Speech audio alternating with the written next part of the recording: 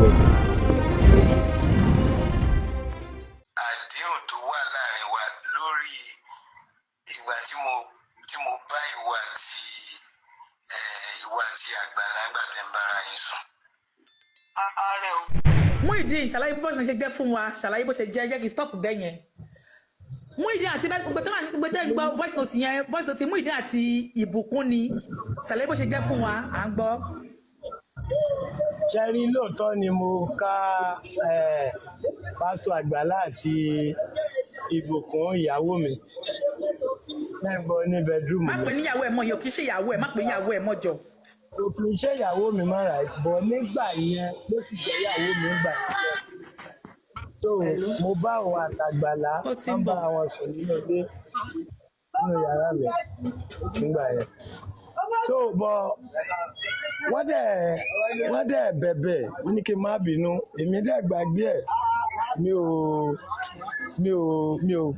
mi ò fi hùwà sí wọn. Ṣàdédé ló di pé wọ́n ń plan láti gba gbogbo property, wọ́n gbalé, wọ́n á gba shop, ló di pé Àgbàlá gba kọ́kọ́rọ́ shop, ó gba kọ́kọ́rọ́ ilé, ó kó léyàwó lọ́wọ́. So ibi tí wàhálà yẹn ti bẹ̀rẹ̀ nìyẹn. Bọ̀ kí ni nǹkan tẹ́mi wá rí tí ó tó yẹ pé tómi tún fi dálé lórí ẹ̀ tí mi ò tiẹ̀ ṣe kankan lórí ẹ̀ mọ́. Èmi rò pé tẹ́lẹ̀ bí bá ti mẹ̀bi ẹlẹ́bi kò gbọ́dọ̀ pẹ́ lórí ìkúnlẹ̀. Ìbùkún gangan ni ò ní làákàyè, kò yẹ kí ìbùkún ò ní right láti sọ anything lórí ọ̀rọ̀ yìí mọ́. So bọ̀ nígbà tó dẹ̀ ti jẹ́ pé kò ní làákàyè tó dẹ̀ tó ń sọ̀rọ̀ lórí ẹ̀. But for now èmi kúkú mo ti yọ̀ǹda àbùkún, mo ti yọ̀ǹda ẹ̀ fún Àgbàlá, mo ti yọ̀ǹda ìyàwó fún Àgbàlá, omi ò bá dùn ọ̀dọ̀ ẹ̀ ló ṣàwà. So bọ̀ fún ìbùkún láti máa sọ àwíjàre, ó ń gbéra ẹ̀ sí pé ó ń sẹ́lọ̀ ni o. Ó ń ṣe Ọlọ́run ni fún láti máa fẹ́ máa sọ àwíjàre, ó ń try láti ba ayé ara ẹ̀ jẹ́ nìyẹn. So kò jù báyẹn lọ. So kò jù báyẹn lọ. Muyideen fíṣẹ̀ bí ilahi wa rasulihi. Yes ma. N tó sọ. Yes ma. Gbogbo lé kí n dákẹ́ wọlé ẹ bá fẹ́ béèrè lọ Muyideen lélẹ̀ live and direct. Tọ́ ẹ̀yin mi nílé abẹ́ ẹ̀ mọ́ gbọ́rọ̀ lẹ́nu Muyideen ni ó sì ń insist wípé Àgbàlá ó bá ìyàwó òun sùn. Ẹ wàá gbọ́rọ̀ tó wá sọ lọ́tẹ̀ yìí, ó tún wá try láti explain it very well to the public to know say pé àníṣe gbogbo ọ̀rọ̀ tóun sọ láti jọ iṣẹ́ òótọ́ ọ̀rọ̀ ni wípé Àgbàlá ó bá ìyàwó òun sùn. Ó ní pé àwọn méjèèjì ń bẹ òun wá gbàgbé ẹ̀. Ó tún sọnú ọ̀rọ̀ yẹn tẹ́ ẹ bá farabalẹ̀ gbọ́, nítorí ẹ sì máa gbọ́rọ̀ dáadáa o, kì í ṣe gbogbo voice note yẹn mo tí ì play o, ẹ sì máa gbọ́ gbogbo voice note yẹn o, ẹ ní sùúrù, ẹ farabalẹ̀ o. Ó tún wá sọ wípé òun fi ìyàwó sílẹ̀ fún Àgbàlá, that means pé òun fi ìyàwó òun sílẹ̀ pé kó máa ń yàwó lọ o. Ṣé rí Muyideen ọ̀rọ̀ Muyideen lásán gan-an ó ti wá ṣe wàá sú mi pátápátá báyìí. Like ó sì tún insist pé àṣìṣe wípé Àgbàlá ó bá ìyàwó òun sùn. Ọ̀rọ̀ yìí ẹni pé ó ní agbára. Orí TikTok náà ti ń sọ̀rọ̀ yìí o, nítorí voice note yẹn sì pọ̀. Mo sì kọ́kọ́ play kékeré fún wa ni, a sì máa gbọ́ ọ̀rọ̀ yìí nítorí pẹ̀rẹ̀pẹ̀rẹ̀ ọ̀rọ̀ ń bọ̀ ó sì máa jáde. A máa gbọ́ ọ̀rọ̀ táwọn kan sọ tó yẹ wípé ọ̀rọ̀ yẹn tẹ́ bá gbọ́ gan inú máa bí èèyàn ní pé kí ni gbogbo ọ̀rọ̀ tẹ́lẹ̀ ń sọ báyìí. Ó wá ń try láti sọ pé òun ní ẹ̀rí nìyẹn o. Nígbà tí ó wà tó wá fọ́pọ̀ mọ́ yọ̀ tí ó tún da gbogbo ẹ̀rú, ó ní wípé ìyàwó òun kò tọ́, pé kò yẹ kó jáde nígbà tó jáde yẹn, kò yẹ kó jáde kó máa bínú, kó máa ṣépè, kó máa fi Bible ṣe kíní, pé gbogbo yẹn ṣe Bible ṣépè yẹn ó kàn forí ó kégùn sórí ara ẹ̀ ní àbí nǹkan kan. That means as in tí èèyàn ò bá rí gbogbo nǹkan tó pamọ́ ọwọ́ Ọlọ́run ló wà, ṣùgbọ́n àwọn kan wà tó yẹ pé wà glaring tó yẹ pé no a máa rí clarity to some things. Ó ká ìyàwó ẹ mọ́ pásítọ̀, ókè kí náà ṣe ń gbàdúrà ní àbò ṣé tó wá tún gbọ́ nǹkan tó tún sọ nísìn ẹ tún gbọ́ ọ̀rọ̀ tó ń sọ. It means that this man cannot change. Muyideen kò fẹ́ change rárá. Kó kàn máa ba èèyàn lórúkọ jẹ́. Ó ná àwọn kan dẹ̀ fi ń sọ ń gbà yẹn wípé Àgbàlá Gabriel take the necessary step, because tí wọn ò bá take step yẹn báwọn èèyàn ṣe ń sọ ń gbà yẹn, arákùnrin tó ń pè Muyideen yìí kò ní dáwọ́ dúró, kò ní dúró nítorí àwọn tó ń tì lẹ́yìn ó níbi kan lọ, àfojúsùn wọn ga. Èmi náà dẹ̀ ti ń wo kíní yẹn láti jẹ́ pé àwọn guys yìí wọ́n mọ nǹkan tó ń ṣe, ó dẹ̀ ní nǹkan tó ń try láti get, I mean ó níbi tó ń try láti ó ní nǹkan tó fẹ́ ṣe, ó ní handsmith, ó ní nǹkan tó ń fẹ́ jẹ́ kó ṣẹlẹ̀.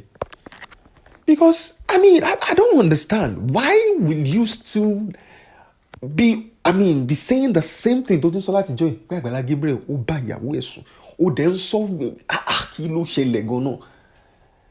Ṣe rí èmi ò lérò tèmi báyìí pẹ̀lú gbogbo ọ̀rọ̀ ṣe lọ báyìí, because defamation tún lè léyìí ó ń ba ẹni lẹ́ni lórúkọ jẹ́.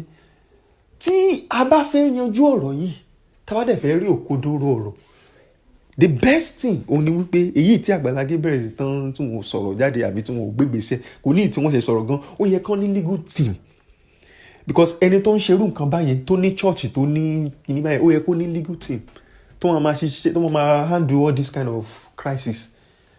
So is legal team supposed to be handling this type of issue?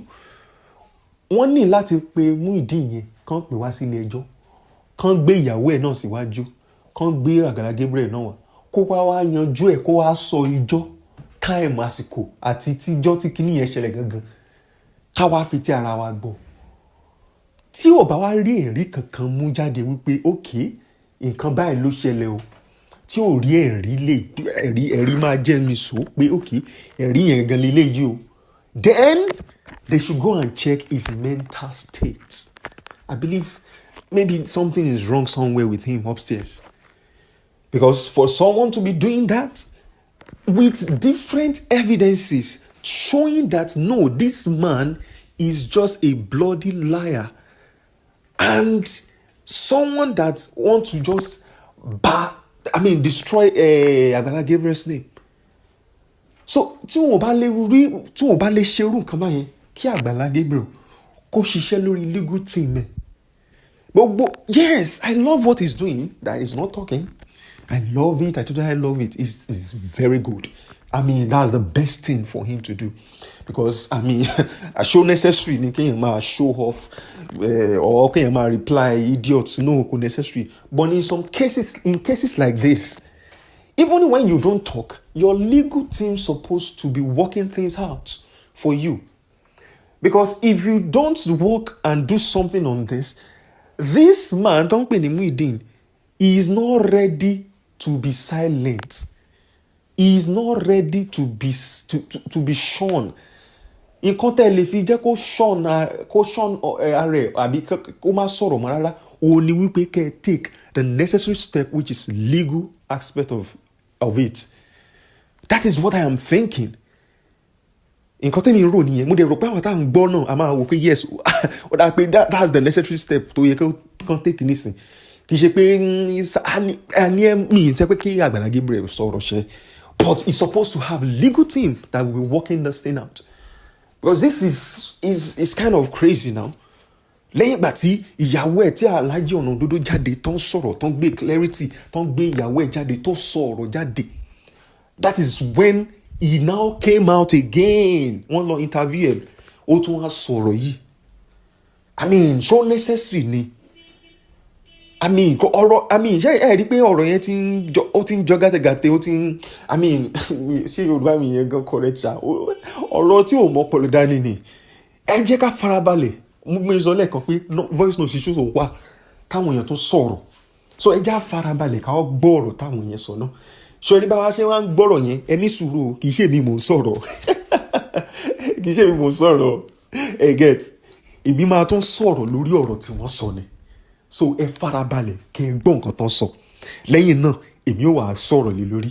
mo dẹ̀ rò pé bẹ́ẹ̀ yẹn máa ṣe ń gbọ́rọ̀ táwọn náà ń sọ nítorí àwọn ọ̀rọ̀ yẹn ó rí bákan ní ara mi, you understand, but bẹ́ẹ̀ yẹn náà ṣe ń gbọ́ ẹ̀yin náà drop opinion yín èmi náà máa tún wá sọ̀rọ̀ lẹ́yìn so ẹni sọ̀rọ̀ mò ń bọ̀ èèyàn mi nílé ẹja gbọ́ ná.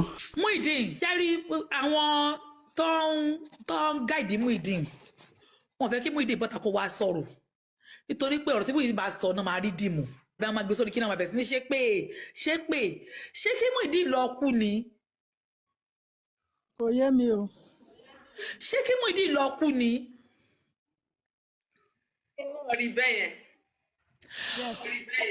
Ok ṣé ní voice note yìí tó tó di pé àfáà kiri ẹni sùúrù ẹ kì í ṣàlàyé voice note yìí fún yín kó tó di pé àfáà kiri wá sí onítìrò lójú kó tó di pé lọ sí Àgbàlá Gabriel ní voice note wà lọ́wọ́ Muyideen ní voice note yìí Muyideen pé ìbùkún mọ̀ pé Muyideen ó ń rẹ́kọ̀dù òun kò lè sọ̀rọ̀ Muyideen bilere ẹ jẹ́ kí n tún play lẹ́ẹ̀kan sí i. Hello, my dear. Ìbùkún máa gbọ́. Mo fẹ́ bi ẹ́ léèrè ìbéèrè kan. Ó ní mò ń kọ petition. Ṣé ìwọ ti gbàgbé àdéhùn tó wà láàrin wa ni? Àdéhùn tó wà láàrin wa lórí ìgbà tí mo bá ìwọ àti Àgbàlá ńgbà tẹ́ ń bára yín sùn. èèyàn mi nílé mo rò páà náà gbọ́ ṣe rí pé ó ń yẹ̀yẹ̀ lọ arákùnrin Muyideen nìyí ṣe rí ó fẹ́ wọ́n mo sure wípé wọ́n mọ̀ọ́mọ̀ plant Muyideen ni láti make call yẹn wọ́n mọ̀ọ́mọ̀ ni àwọn kan ló mọ̀ọ́mọ̀ gbìyàn as in wọ́n ṣiṣẹ́ yẹn ni is a planned work tẹ́ ẹ bá try láti farabalẹ̀ láti gbọ́ ọ̀rọ̀ yẹn ẹ rí i pé it is a planned work wọ́n plan ọ̀rọ̀ yìí ni láti ṣàfẹ́ frame up Àgbàlá Gabriel ẹgbọ́n nǹkan tó sọ ṣé wọ́n ti gbàgbé àdéhùn tó wà láàrin èmi àti ẹni nígbà tí mo bá wà àti ẹ máa wo confidence èèyàn nítorí Ọlọ́run ẹ gbọ́ bó ṣe ń sọ̀rọ̀ so ó record conversation yìí that means pé you will know pé kì í ṣe pé Muyideen gangan ló ń ṣiṣẹ́ yẹn ó ní backings àwọn kan tó ń mọ̀ọ́mọ̀ ṣiṣẹ́ yẹn láti frame Àgbàlá Gabriel because why will someone have the audacity like ibo ló ti rí courage yẹn gan-an ìyẹn gan ni ìyẹn gan ló ṣì ń bá fún mi ibo ló ti rí courage yẹn that means only backings from someone that is ready to see this man's fall ẹ gbọ́ ó ń ti ọ̀rọ̀ sí ìbùkún lẹ́nu ni ohun tí ọ̀rọ̀ Ọlọ́run ló jẹ́ pé kó jẹ́ pé ìbùkún ó jẹ́ ẹni tó wà sound if not tó bá yẹ pé àwọn ìyàwó fi nylon bag gbé yìí ni ó ti máa kó sí lórí wọ́n ti máa fowó tàn jẹ wọ́n lè ti fi owó kékeré tàn jẹ kó wá dúró sáré kó wà behind wọn kán ti frame ẹni lẹ́ni up ẹni náà máa gbọ́rọ̀ ṣé eré ọ̀rọ̀ yẹn ni àwọn tó ṣe wọ́n á tún sọ̀rọ̀ ẹ̀ gan lórí kìíní báyìí it is well ìjà máa gbọ́rọ̀ yẹn lọ́nà. ṣé ní voice note yẹn ogun bẹ yẹ ká stop ẹ bẹ yẹn ṣé nígbà tí voice note ṣẹlẹ̀ nígbà tí wọ́n petition Muyideen tẹ́ bá rántí pé àwọn fans Muyideen àwọn fans Àgbàlá Gabriel wọ́n petition Muyideen nígbà yẹn so bọ́tà petition Muyideen àwọn kan ní diaspora ní wọ́n petition Àgbàlá Gabriel ṣọ́rọ̀ mi yé yín so ìbùkún wá pé Muyideen wí pé voice note yẹn gùn gan o bẹ́ẹ̀ má akọ̀ gé pé ká ṣọ̀tẹ̀ ìbùkún wá pé Àgbàlá wá pé Muyideen pé wọ́n tó lọ fi petition dádì Àgbàlá ṣe bí wọ́n sọ pé tó fẹ́ fún wọn ni wọ́n sọ pé tó fẹ́ wọ́n dẹ̀ parí síbẹ̀ ni Muyideen sọ pé ṣé bá a ṣe jọ sọ lélẹ̀ ṣáàdéhùn wa lélẹ̀ nígbà tí mo káwọ́ àti Àgbàlá Gabriel tẹ̀ ń bára yín sùn ṣáàdéhùn tá a jọ ṣe lélẹ̀ yìí ìtọ́ tó bí voice note yẹn nìyẹn. I will play the rest of them. No, I will not play it for torí ọ̀rọ̀ wà ní court. Now my question is kí ló dé tí mo fi fẹ́ play gbogbo voice note yẹn well wọ́n make point náà wípé ọ̀rọ̀ yẹn wà ní court and of course wọ́n ní láti withhold some information to get their own fact and also be at edge which is fine but ẹ jọ ṣé ẹ rí pé ọ̀rọ̀ yìí tiẹ̀ ó ti ń dojú ẹ̀ báyìí ó ti dojú ẹ̀ gidi gan ni like ọ̀rọ̀ yẹn ti dojú ẹ̀ gidi gan báyìí ni because me I don't even know what's going on.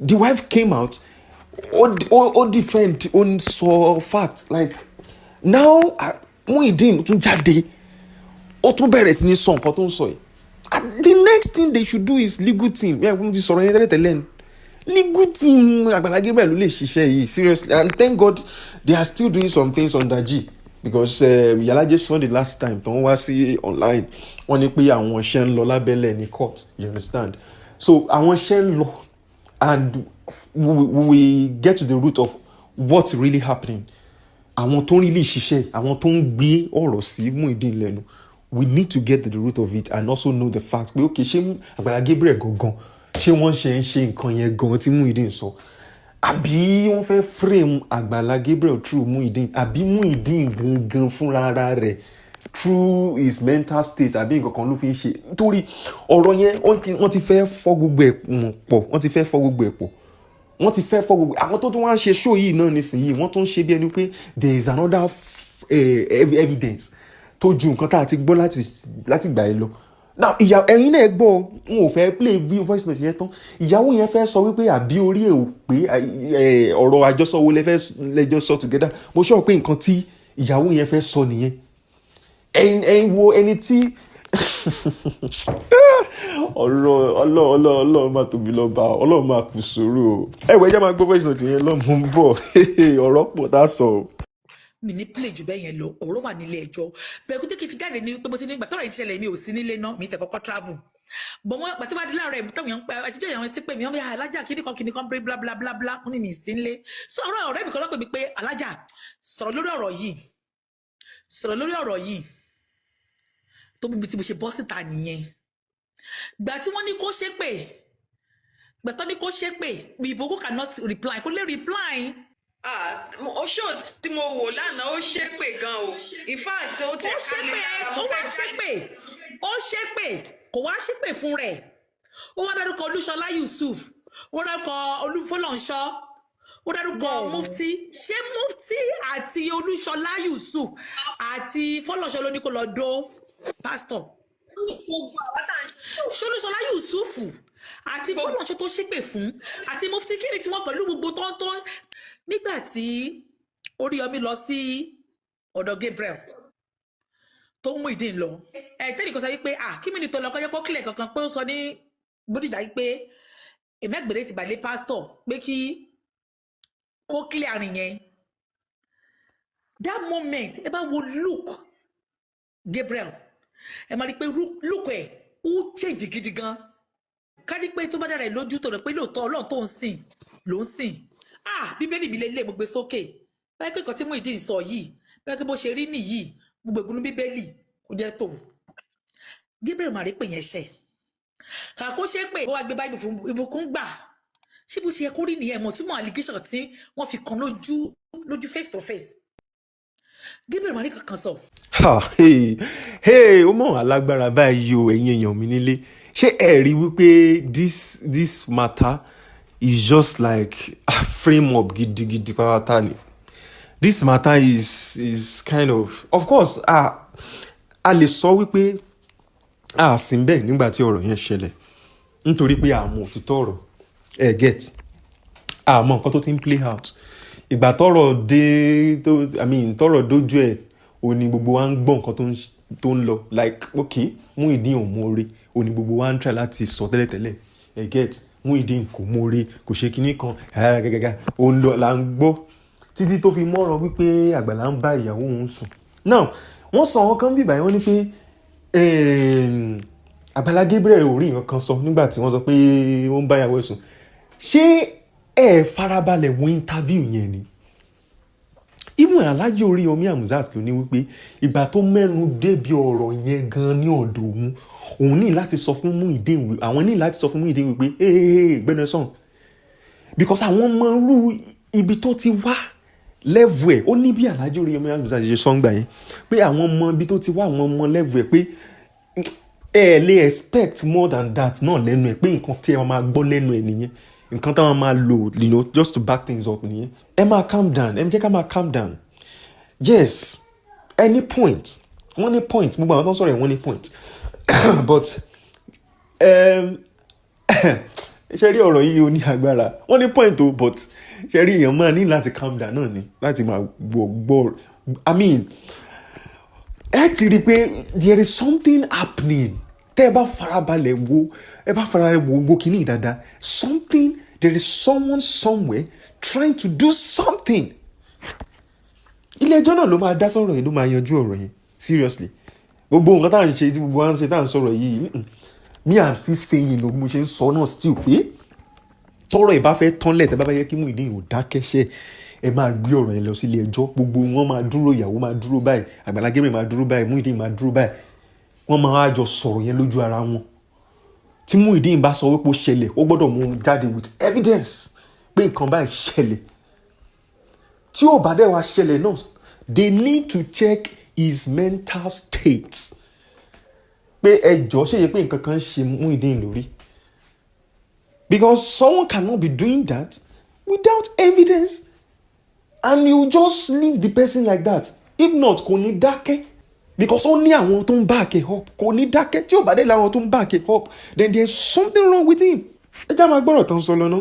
Tó bá dá wọn lójú kí wọ́n kán mú ìbọn, kò tẹ̀ sí pé kínní Ògún ni kọ́kọ́ kúkúrú. Ògún èkúkì náà ló fi ṣe. Tó gbogbo ìpè tó bá ṣẹ́ lórí àwọn tó ń ṣe fún àwa kọ́la nìdí ẹ̀ olónìdí ààrẹ wọ́n gbogbo èpè tó ń ṣẹ́ lórí àwọn tó ń ṣe ṣó mo dá padà fún lọ́nà méje because ológbọ́rọ̀ wọn wá orí social media tán ní ká bá wọn dá sí i.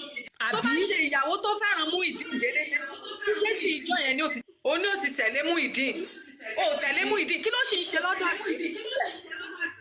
Well, lórí pé kí ló sì ń ṣe lọ́rọ̀ Àgbàlá yẹn kì í ṣe pọ́dọ̀ Àgbàlá gangan lọ ọ̀dọ̀ Àgbàlá Gabriel ló wà, kì í ṣe ọ̀dọ̀ Àgbàlá Gabriel ló wà. Inú ilé tí àwọn èèyàn ẹlẹ́yinjú àánú tán kọ́ fún àwọn méjèèjì ọlọ́kọ ti ìyàwó, inú ilé yẹn ló wà. Ẹ ṣe ẹ ní sùúrù náà, ẹ máa calm down. Ṣé ẹ bá fẹ́ sọ̀rọ̀ kan ẹ máa jẹ́ máa yànnà náà ọ̀rọ̀ yẹn dáadáa. Inú ilé tí àwọn èèyàn kọ́ fún tí ìwé ilẹ̀ tó sì ìwé ilé tó sì wà lọ́wọ́ òun ni wọ́n wà. Ẹ já fi gbé gbogbo sentimental yẹn sílẹ̀, kí ló dé ẹ máa calm down náà. Ẹni pé àwọn fúnra yín lẹ dúró, àwọn náà gbọ́rọ̀ yẹn wá sí social media. Yes, wọ́n gbọ́rọ̀ yẹn wá sí social media lóòótọ́, but ẹ jẹ́ ká máa la ọ̀rọ̀ yẹn dáadáa, ká máa sọ̀rọ̀ yẹn bọ́rọ̀ yẹn ṣe rí gangan ni. Kì í ṣe wípé bóyá ọ̀dọ̀ Àgbàlá Gabriel kò ṣàgbélé inú ilé Àgbàlá Gabriel. Gbogbo wa náà la dẹ̀ rí ẹ máa farabalẹ̀ náà. Rí ìgbà tí Alhaji kó máa dùn tán ṣe fídíò yẹn. Ẹ̀yin náà ẹ wo distance ilé yẹn, ẹ wo distance ẹ̀ síra wọn. Kì í ṣe pé ó súnmọ́ ra wọn rárá náà. Kò súnmọ́ Àgbàlá compound, kò súnmọ́ Àgbàlá Gabriel gangan. Kí ló wá dé? Ẹ já máa yànnà náà gbogbo nǹkan o. Mo ṣe sọ tẹ́lẹ̀ ṣe rí legal team ló máa yanjú ọ̀rọ̀ yìí. Bẹ́ẹ̀ ni ilé ẹjọ́ ló gbọ́dọ̀ yanjú ọ̀rọ̀ yìí. If not, ní ṣe no, àti rí òtítọ́ ọ̀rọ̀, àti rí fact, Ìyálájé gbìyànjú láti sọ one or two things and shed light to things, you understand. Wọ́n gbìyànjú láti shed light sí ọ̀rọ̀ yẹn, ṣùgbọ́n síbẹ̀síbẹ̀ náà ilé ẹjọ́ ló máa ṣètò ọ̀rọ̀ yẹn. Mo ń gbọ́ táyì nìkan sọ níjọ́ ní one of the comments tí mo rí, ó ní ẹ gbọ́rọ̀ yẹn lọ sọ́dọ̀ Alhaji Oríyọmí. Mo ọkọ rẹ́rìn, mo ní ẹ fẹ́ kó wàhálà bá ẹni ẹlẹ́ni ni, ẹ fi Alhaji Oríyọmí sílẹ̀. Ẹnìkan tó máa sọ nínú kọ́mẹ̀ntì tẹniyẹn kọ́mẹ̀ntì tẹ́yìn bá kọ́mẹ̀ntì àwọn míì tó máa kọ́mẹ̀ntì abẹ́ kọ́mẹ̀ntì ó ní this is your mo bó ṣe put ẹ̀ but nǹkan tó ń tẹ̀ láti sọ ni pé so mission yín nìyẹn àbí kí Oríyọmí lè bá dá sí ọ̀rọ̀ yẹn gangan, like nǹkan tẹ́ ẹ fẹ́ ni kó jẹ́ pé Oríyọmí yẹn gangan ni ó jẹ́ gọ́vnọ̀ ọ̀rọ̀ yẹn tó yẹ pé yóò ẹmọ kan tí mo sọ náà, mo kàn á rẹ́rìn, mo ní tó bá yẹ pé nǹkan tó ń wọ́n tẹ̀ láti ṣe nìyẹn àwọn nìyẹn, but me I still have this feeling wípé kì í ṣe báyẹn ló ṣe yín, kì í ṣe báyẹn ni, kì í ṣe pé bóyá Alhaji Oríyọmí Hamzat ló fẹ́ jẹ́ pé òun ló fẹ́ jẹ́ real sayer nínú ọ̀rọ̀ yìí àti pé Àgbàlá Gabriel gan ṣe ọmọ kékeré nínú kínní instead tí Àgbàlá Gabriel fi máa ṣe irú nǹkan báyẹn àwọn supporters Àgbàlá Gabriel ò ní jẹ́ kó rí báyẹn wọ́n máa instead gbé ọ̀rọ̀ yẹn lọ sí court ni pé kán gbé ọ̀rọ̀ yẹn lọ sí ilé ẹjọ́ ẹni tó dẹ̀ máa sú ló pọ̀ nú ọ̀rọ̀ yìí mo mọ̀ pé Muyideen tiẹ̀ ó ti ń láwọn fans náà tán wọ́n máa settle tá a máa ràn lọ́wọ́ to help in court fee and the likes but I'm so sure that Àgbàlá Gabriel have more fans and they are ready to support on this one. Well, ọ̀rọ̀ yẹn ti wà nílé ẹjọ́. We pray that a máa rí justice and light will shine lórí kéèsì yìí because me I don't like the way everything is going on. Kankan máa kí ló ṣẹlẹ̀ defamation of character máa sọ wípé nǹkan kan ṣe kíní kan kí ló dé náà ẹ máa jẹ́ ká máa calm down. Muyideen Àgbàlá Gabriel you better just ẹni tó bá mọ mi ò mọ bó ṣe bá ṣe ń ṣe ọ̀rọ̀ yìí o tó bá yẹ pé mo súnmọ́ Muyideen Àgbàlá Gabriel tó yẹ pé ó jẹ́ bí bóyá bọ̀dá àdúgbò àmì kankan seriously I will go and meet him I will tell him categorically wípé no matter what is happening o nídìí láti wá máa parọ́ ṣe rí nǹkan tẹ́ bọ̀dá Muyideen ṣe nǹkan tó ń ṣẹlẹ̀ ni o this is real life story real life event tó ń ṣẹlẹ̀ ni tó yẹ pé tí àwọn èèyàn bá ti rí pé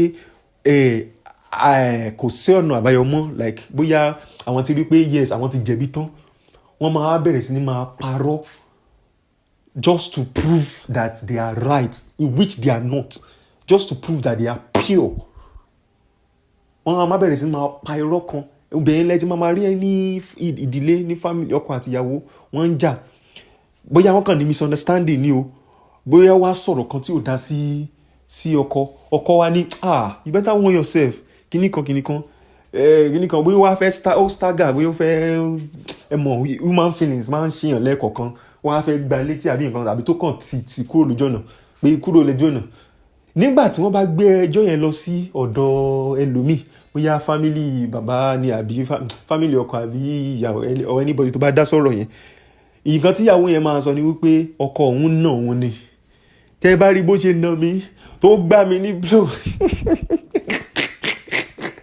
ẹnìmọ̀ ọkọ yẹn máa wò pé ẹjọ́ ìgbà owó mo nẹ̀ ná àwọn tí ò bá ní sùúrù tó jọkùnrin tí ò bá ní sùúrù ó tún máa wá dàrú ṣe rí nínú tó wá parọ́ pé ọkọ ẹ̀ ń nà yẹn ó máa wá gba bítì yẹn